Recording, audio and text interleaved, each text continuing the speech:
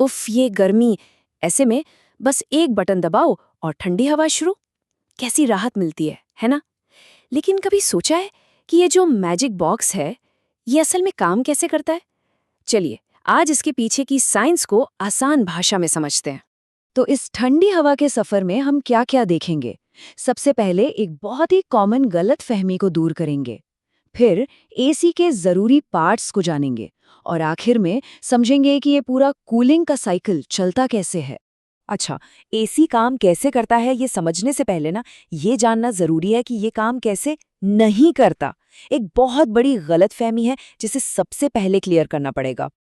अक्सर लोगों को यही लगता है कि एसी एक वैक्यूम क्लीनर की तरह कमरे की सारी गर्म हवा को खींचकर बाहर फेंक देता है। सही है ना?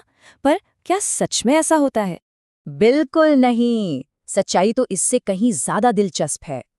एसी कमरे से हवा बाहर फेंकता ही नहीं है।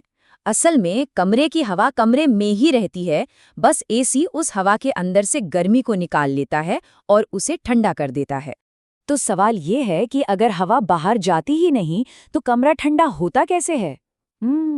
इसका पूरा राज ना 2 यूनिट्स वाले एक सिस्टम और एक बहुत ही खास जादुई गैस में छिपा है। ज्यादातर एसी जो हम देखते हैं वो स्प्लिट सिस्टम होते हैं, मतलब 2 हिस्सों में बटे हुए। इसे एक टीम की तरह सोचिए। एक है इंडोर यूनिट जो कमरे के अंदर आराम से हवा ठंडी करती है, और दूसरी है आउटडोर यूनिट जो घर के बाहर रहकर सारी गर्मी को बाहर फेंकने का काम करती है। और इस पूरी टीम का या इस पूरी कहानी का असली हीरो है रेफ्रिजरेंट। ये एक ऐसी स्पेशल गैस है जो बड़ी आसानी से गैस से लिक्विड और लिक्विड से गैस बन जाती है। आप इसे एक हीट टैक्सी की तरह समझ लीजिए, जिसका काम है कमरे के अंदर से गर्मी उठाना और उसे बाहर छोड़ाना। चलिए इस रेफ्रिजरेंट के सफर को शुरू से देखते हैं और शुरुआत करेंगे आउटडोर यूनिट से, जहां सारा हेवी ड्यूटी काम होता है। तो देखिए सबसे पहले आता है कंप्रेसर। ये आउटडोर यूनिट का दिल है।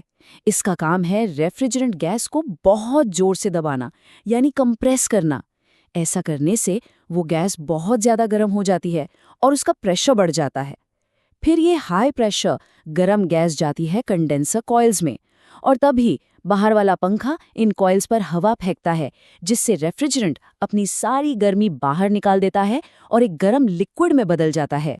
यहाँ एक बात साफ हो गई, आउटडोर यूनिट के पास जो गर्म हवा महसूस होती है वो कमरे की हवा नहीं है, वो वही गर्मी है जो रेफ्रिजरेंट ने अपने अंदर से बाहर निकाली है।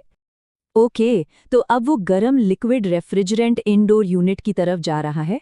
चलिए देखते हैं अंदर आकर क्या जादू होता है। और अब आता है सबसे जरूरी, सबसे जादुई हिस्सा।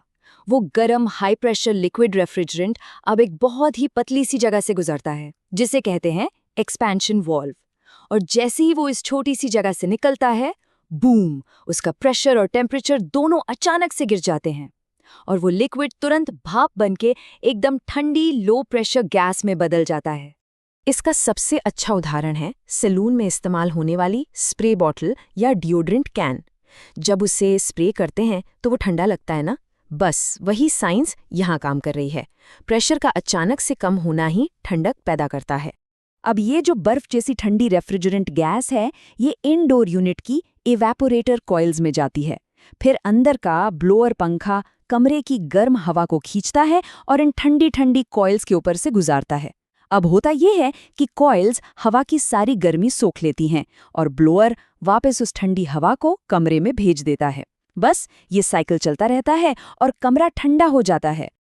अच्छा, एसी से पानी क्यों टपकता है, इसका जवाब भी यहीं छिपा है। जैसे एक ठंडे ग्लास के बाहर पानी की बूंदें जम जाती है ना, ठीक वैसे ही कमरे की हवा में जो नमी होती है वो इन ठंडी कॉइल्स पर जमकर पानी बन जाती है और बाहर निकल जाती है। तो अब रेफ्रिजरेंट ने गर्मी सोख ली है और वो फिर से गैस बन गया है। अब वो वापस कंप्रेसर की तरफ जा रहा है अपना सफर पूरा करने। लेकिन यहाँ एक बहुत जरूरी सेफ्टी चेक है, जिसके बिना पूरा सिस्टम खराब हो सकता है।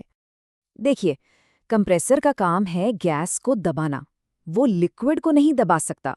आप हवा को दबा सकते हैं पर पानी को नहीं, है ना? अगर थोड़ा सा भी लिक्विड रेफ्रिजरेंट गलती से कंप्रेसर में चला गया तो कंप्रेसर टूट जाएगा और ये एक बहुत बड़ा और महंगा नुकसान हो सकता है। इससे बचने के लिए सिस्टम में एक स्मार्ट सेफ्टी डिवाइस लगा होता है। इवेपोरेटर कॉइल के आखिर में एक हीट सेंसर बल्ब होता है जो ये चेक करता है कि सारा रेफ्रिजरेंट गैस बन चुका है या नहीं। ये एक गेटकीपर की तरह काम करता है और तब तक रेफ्रिजरेंट को आगे नहीं जाने देता जब तक ये पूरी तरह गैस ना बन जाए। और हाँ, एक ज़रूरी बात, रिमोट पर जो टेम्परेचर सेट किया जाता है उससे कंप्रेसर की स्पीड कंट्रोल होती है। जितना कम टेम्परेचर सेट करेंगे, कंप्रेसर उतनी तेज़ी से चलेगा और उतनी ही ज़्यादा बिजली इस्तेमाल करेगा। अगर कोई नया एसी लेने का प्लान है तो ये जानकारी काफी काम आ सकती है। एसी की कूलिंग कैपेसिटी को टन में नापते हैं। यहाँ एक आम आइडिया दिया गया है कि कमरे के साइज के हिसाब से कितने टन का एसी ठीक रहता है। तो अगली बार जब एसी की ठंडी हवा का मजा लें तो याद रखिएगा, ये कोई जादू नहीं बल्कि प्रेशर और टेम्परेचर का एक बेहतरीन साइंस है। ये सोचने वाली बात है कि हमारे आसपास ऐसी न जाने कितनी चीजें हैं जिनके पीछे ऐसी ही कमाल की इंजीनियरिंग छिपी है और हम उन्हें बस रोजमर्रा की चीज समझकर इस्तेमाल करते हैं।